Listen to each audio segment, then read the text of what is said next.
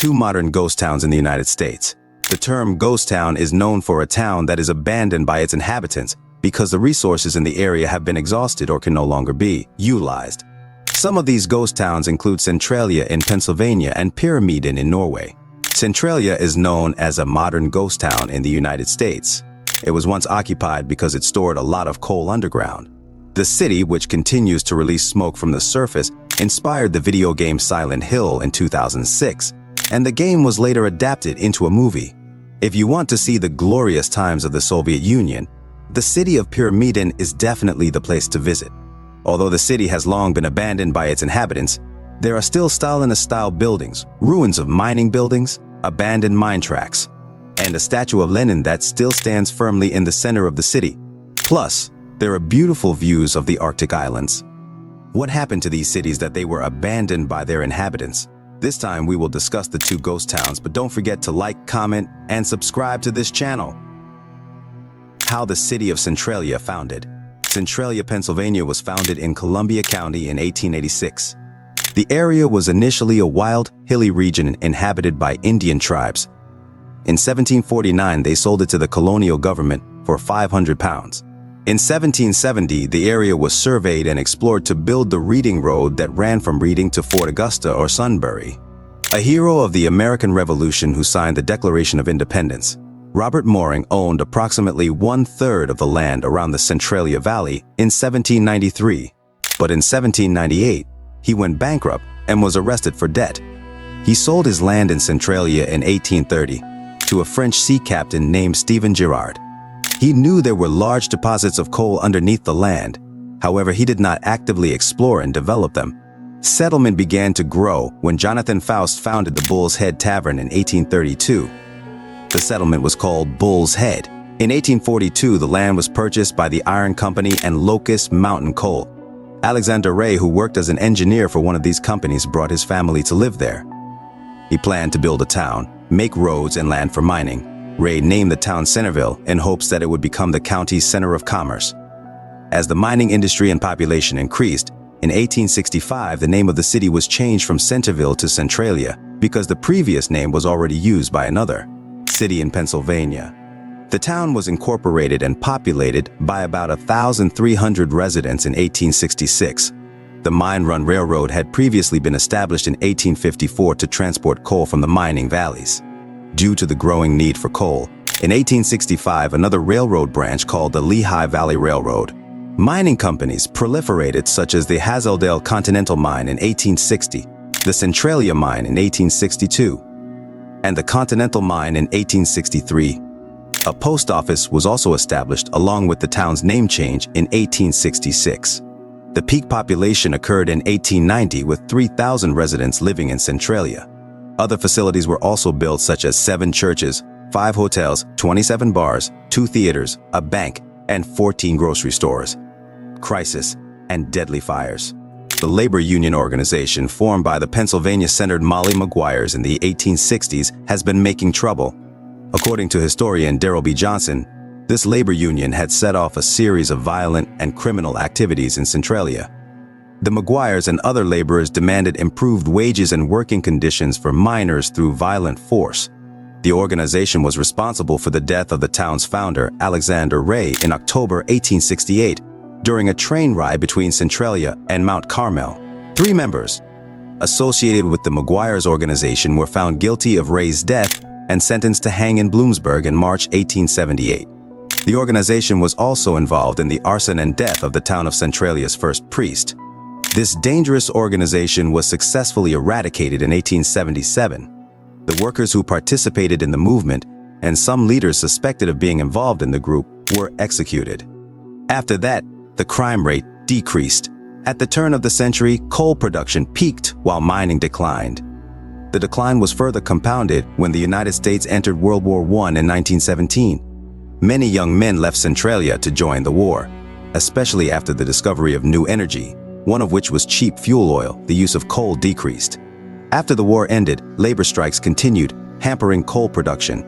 The economic downturn led to a decrease in government funding and poor social services, including garbage and waste management. The many illegal dumpsters throughout the city resulted in safety, rat infestations, and sanitation problems. With limited resources, former open-pit mines are used as garbage dumps. They line the mine pits with non-flammable materials to prevent sudden fires. In 1929, the stock market crashed and Lehigh Valley Coal Company closed 5 mines in Centralia.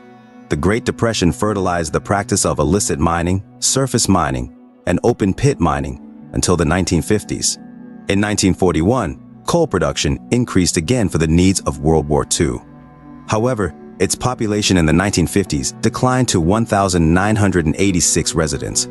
At the same time, the Centralia Council acquired mineral rights in the town, in the expectation of profiting from coal production at another time. By 1960, there were only a few mining companies with a population of 1,435. Fires in mining pits used as garbage dumps have occurred several times, but they are small in scale and can be easily controlled. However, the largest fire occurred on May 27, 1962. At that time, the population was 1,300. In celebration of Memorial Day, the City Council approved the use of fire to clean up the garbage dump near the Oddfellows Cemetery to make the city much cleaner. On May 29th, reports of the dump getting out of control led firefighters to the dump. They wanted to remove the piles of garbage and forbade workers from disposing of flammable items. The fire continued to rage for weeks, and finally the firefighters tried to find the cause of the fire by using a bulldozer. The pit was dug by the bulldozer so that workers could pump water into it. Then the surface of the pit was covered with clay. However, the attempt caused the fire to spread to the mine tunnels beneath the city. The dangerous fumes containing carbon monoxide caused the remaining mines in the 1600s to close.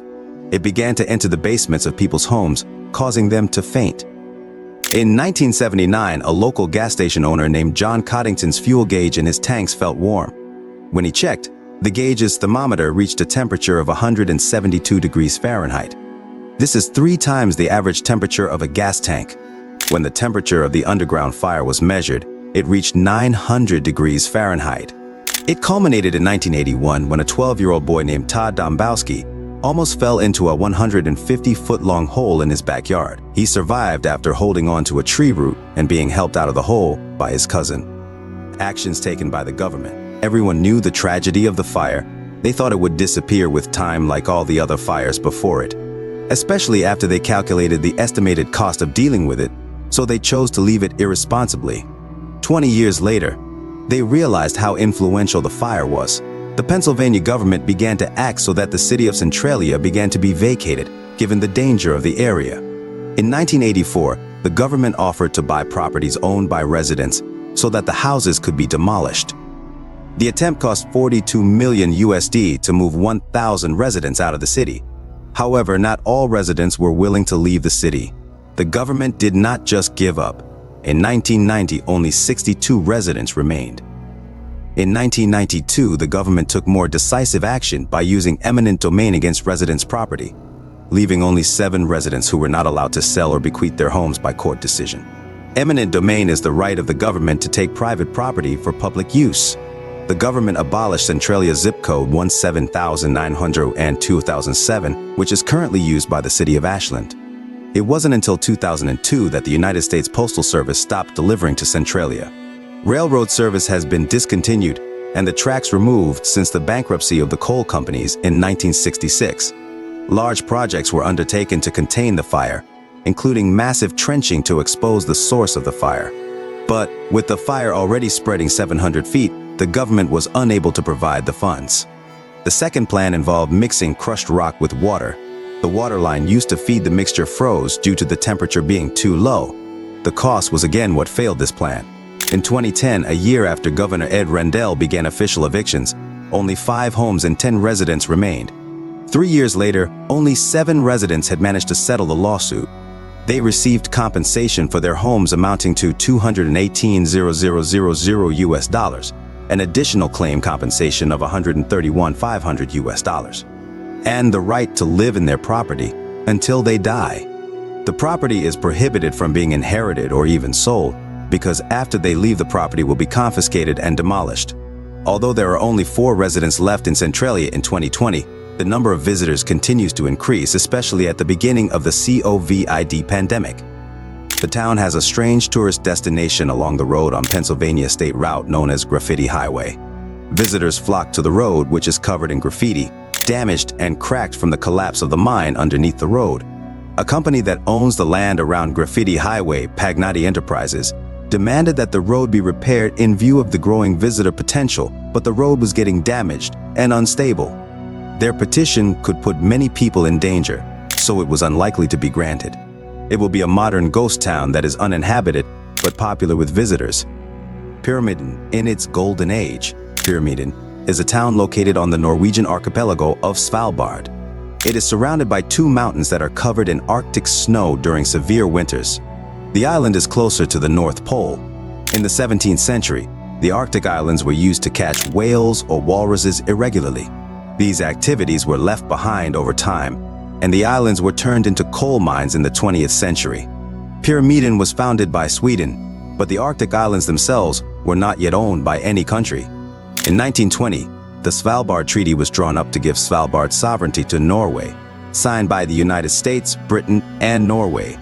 Russia was sidelined at the time due to its civil war.